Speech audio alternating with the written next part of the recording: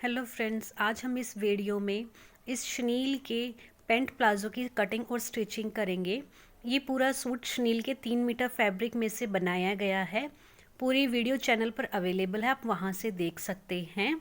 Link आपको description में मिल जाएगा। देखिए फिटिंग कितनी अच्छी है और बहुत ही कंफर्टेबल है। अब इसकी कटिंग करते हैं। सबसे पहले हमने इस फैब्रिक को ऐसे डबल कर लिया है इस तरीके से, और इसे अच्छे से बिछा लेंगे। इसमें कोई भी सिलवट नहीं रहनी चाहिए किसी भी साइड में। अब इसे एक बार और फोल्ड करेंगे तो ये 4 फोल्ड हो गया। इसका अर्ज काफ़ी चौड़ा होता है तो इसीलिए हमारे 4 फोल्ड से ही पूरा प्लाजो निकल जाएगा। अब ऊपर से मैंने एक लाइन लगा ली है, जितना भी अर्ज में जितना भी टेढ़ापन होगा, कान होगी, वो निकल जाएगी। अब मैंने 2.5 इंच पे निशान लगाया है, जो हमारे फोल्डिंग में इलास्टिक आएगी उसके लिए। ये प्लाजो हमारा मार्केट जैसा होगा, रेडीमेड टाइप का प्लाजो। अब यहाँ से हम इसकी लेंथ का निशान लगाएंगे। लेंथ है हमारी 38 इंच।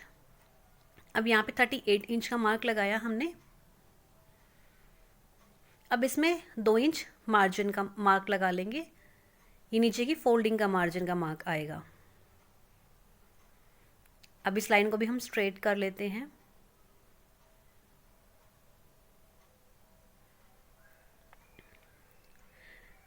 अब यहाँ से हम इस कपड़े को यहाँ से कट कर लेते हैं। अब इसके बाद हम अपने हिप का निशान लगाएंगे। हिप हमारे 44 हैं, उसका 4th हिस्सा किया तो 11 इंच आया, और उसमें 2 इंच हमने मार्जिन का प्लस कर लिया तो 13 इंच आ गया। अब यहाँ से हम ये लेंथ 13 इंच पे लगाएंगे। ठीक है, 11 और 2 इंच मार्जिन का 13 हो गया। यहाँ 13 पे ये स्ट्रेट लाइन लगाएंगे इस तरीके से। अब यहाँ से भी हम 13 इंच लगा लेंगे मार्क, और ऊपर से भी 13 इंच लगा लेंगे। ये बहुत ही इजी तरीके से बनता है, मतलब हम 13 इंच का एक बॉक्स बना लेंगे, जिसकी कमर पे भी 13 इंच है, आसन में भी 13 इंच और हिप पे भी 13 इंच है। अब हम जहाँ 13 का मार्क था उससे आगे 2 इंच का मार्जिन लेंगे। तो मेरे पास जितना कपड़ा बचा है मैंने उतना ले लिया है। तो अब यहाँ से हमने आसन की गोलाई कर दी है, और ये गोलाई लगभग 1.5 इंच की है। ज़्यादा गहरी गोलाई हमें नहीं करनी है। अब यहाँ से नीचे मोहरी साइड से हमने 2.5 इंच पे एक मार्क लगाया। ठीक है, और अब हमें अपनी मोहरी की जो चौड़ाई उसका मार्क लगाना। उससे पहले हमने जहाँ 2.5 का मार्क लगाया था वहाँ पे ½ इंच का और मार्क लगाया है, और उसके बाद हमने मोहरी की चौड़ाई का मार्क लगाया है। ये मार्क हमने इसलिए लगाए हैं ताकि सिलाई अच्छे से आ सके। अब जो हमने मार्क लगाए थे उन्हें हम अपनी शेप पट्टी से शेप देंगे, और शेप वहाँ से देंगे जहाँ पे शेप थोड़ी सी कम होती है, गोलाई कम होती है। अब इस तरीके से नीचे वाले मार्क को हम ऊपर हिप वाले मार्क तक ऐसे शेप दे देंगे। अब नीचे से तो हम यहाँ से कट करेंगे, लेकिन ऊपर से हम कट नहीं करेंगे। अब नीचे ये थोड़ा सा मार्जिन में, अब यहाँ से ऐसे कट कर दिया। अब सेम इसी तरीके से हम इस साइड से भी कट करेंगे, पहले मार्जिन में और फिर ऐसे। अब यहाँ पर हमने कट लगा दिया, छोटे छोटे कट लगाएंगे। अब ऊपर से जो एक्स्ट्रा कान का मार्जिन था, देखिए कान कितनी ज़्यादा है, एक किनारा कितना पतला है तो एक कितना चौड़ा आया है, तो ऐसे कान को ज़रूर निकालें। अब यहाँ से हम आसन की कटिंग कर रहे हैं।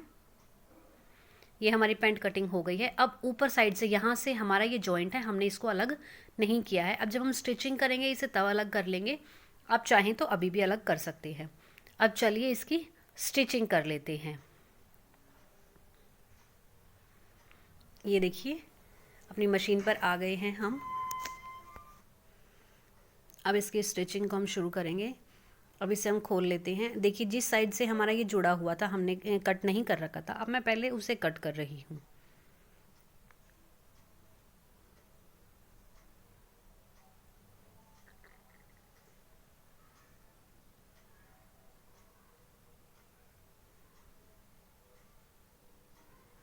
कट हो गया है।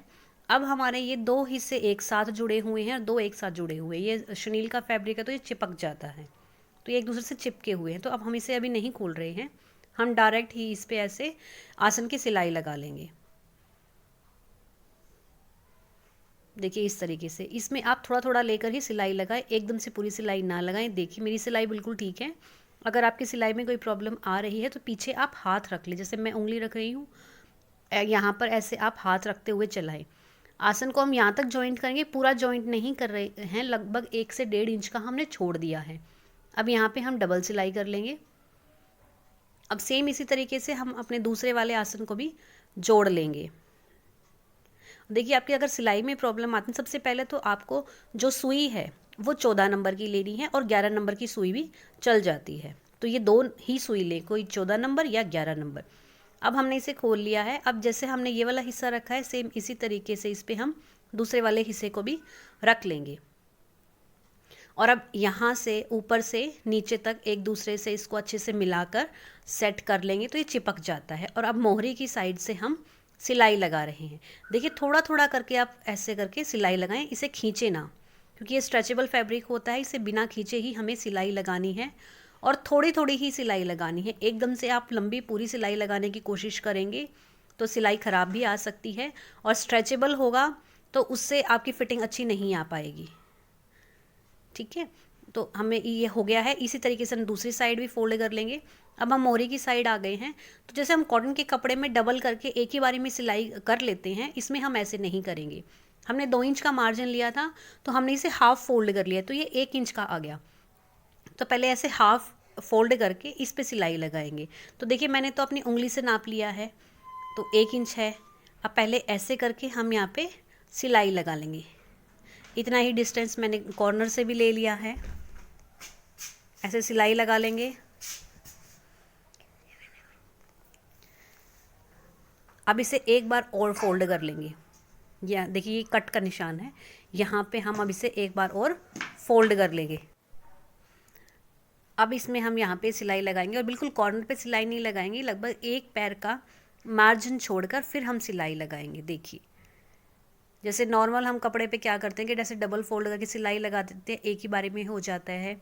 ये कपड़ा स्ट्रेचेबल होता है, इसीलिए हम इसमें 2 बार, एक बार हाफ फोल्ड करके सिलाई लगाई, फिर एक बार और फोल्ड करके जब हमने सिलाई लगाई इस पर, बाहर की साइड हमारी एक सिलाई ही शो होगी। देखिए फिनिशिंग कितनी अच्छी आई है, किसी भी तरीके का कोई बल इसमें नहीं है। देखिए अब सेम इसी तरीके से दूसरी मोहरी को भी हम फोल्ड कर लेंगे। हो गई है फोल्ड हमारी। अब इसे हम ऐसे कर लेंगे और अब मोहरी की सिलाई लगानी है हमें। तो सबसे पहले हम मोहरी का मार्क लगाएंगे। मोहरी हमने 8 इंच की ली थी, ठीक है, ये 8 इंच का मार्क लगा लिया। अब यहाँ से पहले हम सिलाई को कॉर्नर पे डबल कर लेंगे।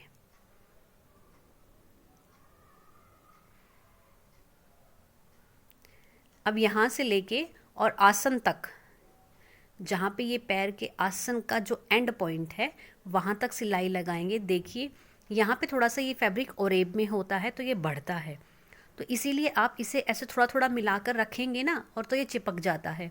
और फिर सिलाई लगाएं। देखिए तो कई बार तो आपको देखने में ऐसा लगेगा कि ये एक कपड़ा बढ़ रहा है और एक कपड़ा छोटा है, लेकिन टेंशन ना लें, थोड़ा थोड़ा करके आप सिलते जाएं और ये ठीक हो जाए। देखिए मेरा भी देखने में बड़ा लग रहा था, लेकिन जैसे ही मैंने थोड़ा थोड़ा करके स्टिच किया है तो पूरा ही स्टिच हो गया है। अब सेम इस तरीके से दूसरे पैर की भी मोहरी हमने लगा ली है। अब जो आसन पे हमने 1 से 1.5 इंच के छोड़ा था वो देखो, अब इसे हम इस तरीके से जॉइंट करेंगे। अब उसे हम जॉइंट करेंगे। ऐसे जॉइंट करने से क्या होता है कि जो आसन में झोल आ जाता है वो झोल नहीं आएगा, और जो उठते बैठते हुए आसन बहुत जल्दी फट जाते हैं वो भी नहीं होगा, क्योंकि आसन के ऊपर खिंचाव नहीं पड़ता है। इस तरीके से जो दबाव पड़ जाता है ना आसन पे वो नहीं पड़ता है, और सिलाई भी मजबूत हो जाती है। अब इस तरीके से इस आसन को हमने सिल लेंगे, और जो मार्जिन हमारा आ रहा है उसको, अगर ज़्यादा मार्जिन है तो थोड़ा सा जैसे हम स्लीव्स में पीछे की तरफ कर देते हैं ना, इस तरीके से करके और सिलाई लगा लें। अब मेरा तो सिर्फ आधा ही इंच था तो मैंने इसी के अंदर दबा दिया है वो। अब हम ऊपर की साइड आ गए हैं, नेफे की साइड में। अब देखिए नेफे में भी हम डबल करके एक बारी में फ़ोल्ड पूरा नहीं करेंगे। आप चाहें तो ऐसे के ऐसे डायरेक्ट भी फ़ोल्ड कर सकते हो, क्योंकि इसके धागे नहीं निकलते हैं शनील के फैब्रिक के। बिना फ़ोल्ड किए भी आप डायरेक्ट कर सकते हो, सिर्फ एक ही बारी में जो फ़ोल्ड होगा इलास्टिक के लिए वो नेफा आप बना सकते हो, बट मैं नहीं वो बना रही हूँ। तो मैं क्या कर रही हूँ, पहले मैंने इसे 1/2 इंच का लिया और इस तरीके से 1/2 इंच पे पहले मैं एक सिलाई लगा रही हूँ, और ये इसी तरीके से मैं पूरा सर्कल ये कंप्लीट कर लूँगी। देखिए इस तरीके से ये ऊपर से थोड़ा सा फोल्ड हो जाता है, तो उसको खोल लेंगे और ऐसे करके सिलाई लगाते जाएंगे। पूरा राउंड कंप्लीट हो गया। अब देखिए ये हमारे फोल्डिंग का नाप था ना, तो निशान लगा रखा है हमने, इससे नीचे तो हमारी पूरी करेक्ट लेंथ है। तो अब इसे हमने अपने जो मार्क था उसके हिसाब से ऐसे फोल्ड कर लिया है। अब यहाँ भी हम एक सिलाई लगाएंगे, ऐसे थोड़ा थोड़ा फोल्ड करते रहेंगे और इस तरीके से सिलाई लगे। देखिए मैं पीछे कैसे अंगूठा रख रही हूँ, आप भी इसी तरीके से रखें अगर आपकी सिलाई में कोई प्रॉब्लम आ रही है तो। मेरी सिलाई में कोई प्रॉब्लम नहीं आ रही थी, कहीं भी सिलाई में किसी भी तरह की कोई दिक्कत नहीं थी, लेकिन फिर भी मैंने पीछे से अंगूठा रखा ताकि और अच्छी सफाई आए। ऐसे आप भी ज़रूर रखिएगा,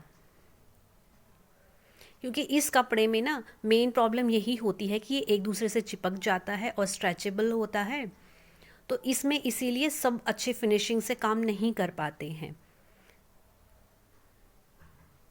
देखिए मैं कहीं कहीं तो अंगूठा रख रही हूँ, कहीं कहीं नहीं रख रही हूँ, तो जब आपको ज़रूरत महसूस हो तो रख लें। मैं जब ऐसा लगता है कि जॉइंट आ रहा है तो वहाँ मैं रख लेती हूँ, जहाँ जॉइंट नहीं होता तो वहाँ मैं नहीं रख सकती हूँ।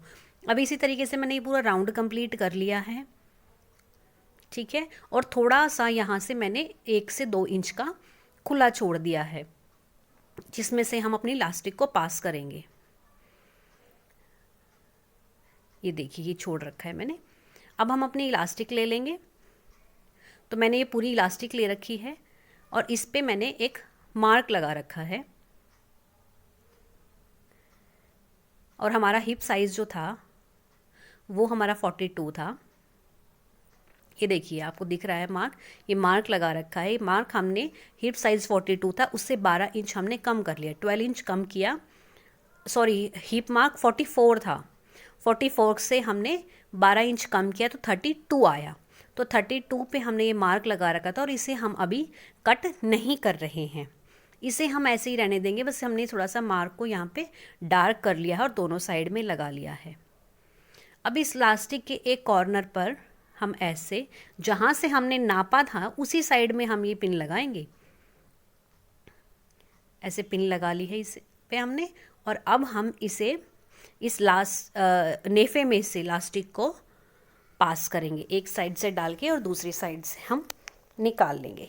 ऐसे इलास्टिक डालने का फ़ायदा ये होता है कि जो आपकी इलास्टिक फोल्ड हो जाती है वो फोल्ड नहीं होगी, और दूसरा जब आप एक साइड से डालते हैं तो दूसरी साइड से कई बार निकल जाती है, तो हमें वो पूरी निकाल के फिर दोबारा डालनी पड़ती है, तो वो प्रॉब्लम भी इसमें नहीं आएगी। अगर आपकी इलास्टिक थोड़ी ज़्यादा भी चली जाती है तो आप उसे बाद में खींच के ठीक कर सकते हैं। अब देखिए मैंने इलास्टिक पूरी डाल ली है। अब इस पिन को हटा लेंगे। मेरा मार्क तो अभी पीछे ही है, तो कई बार ये मार्क इस मार्जिन के अंदर भी चला जाता है, तो हम इसे वापस खींच के और फिर कट कर लेंगे। और अब हम इस पे ऐसे 4 से 5 सिलाइयाँ लगा लेंगे। देखिए आपने अगर यहाँ तक वीडियो देखी है तो आपको अच्छी लग रही होगी, तो चैनल को सब्सक्राइब ज़रूर करके जाइएगा। अब देखिए इसे हम 4 से 5 बार यहाँ पे सिलाई लगाएंगे। ये सिलाई हमें ज़रूर लगानी है, 4 से 5 ज़रूर लगानी है। इससे इलास्टिक की मजबूती होगी, इससे इलास्टिक स्ट्रेच होती है तो सिलाइयों पर ज़ोर पड़ता है। इसीलिए हमें 1 या 2 सिलाई से काम नहीं चलता है, हमें कई सिलाइयाँ लगानी पड़ती है। अब इसे हम यहाँ से निकाल लेंगे।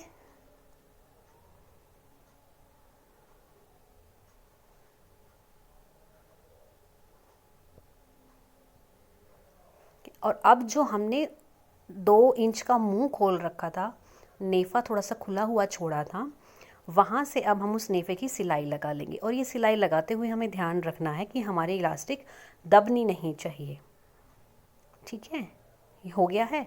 अब हम इस तरीके से खींच लेंगे, देखो इलास्टिक को। अब ये बराबर में सारे इलास्टिक राउंड कंप्लीट हो जाएगा। देखिए इस तरीके से हमें खींचना है इसे, ठीक है। अब हम मशीन में अपने प्लाजो को, इसको इलास्टिक साइड को लगाएंगे और अब इस तरीके से थोड़ा सा खींचेंगे। और जो पैर के सामने जो जितना भी मार्जिन आ रहा है हमारे हाथ और मशीन के पैर के बीच में, वहाँ पे खींच के सिलाई लगाएंगे और बीच में बल नहीं होने चाहिए। देखिए मैंने इसी तरीके से हाथ लगा के भी उन्हें क्लियर किया है, ऐसे और ऐसे खींच के, और हम सेंटर में सिलाई लगा लेंगे।